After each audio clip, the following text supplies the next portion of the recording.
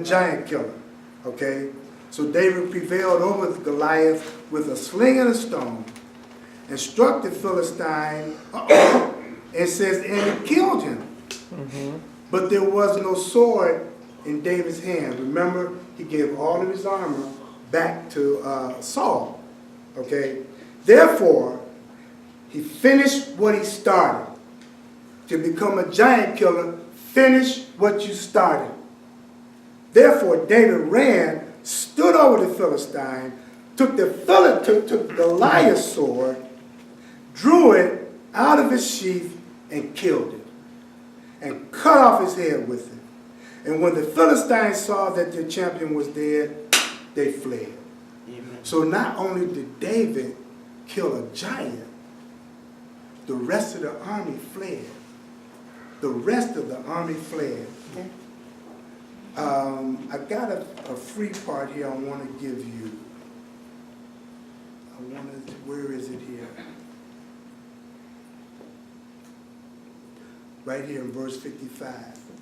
Now, when you become a giant killer, okay, people will say things to discourage you and try to talk you out of it. But when you become victorious, watch what people will do. Watch what people will do, Lynn. Verse 52 and 53. Now the men of Israel arose and shouted. These are the same ones that wouldn't go fight Goliath. Okay? And pursued the Philistines as far as the entrance of the valley of the gates of Ekron.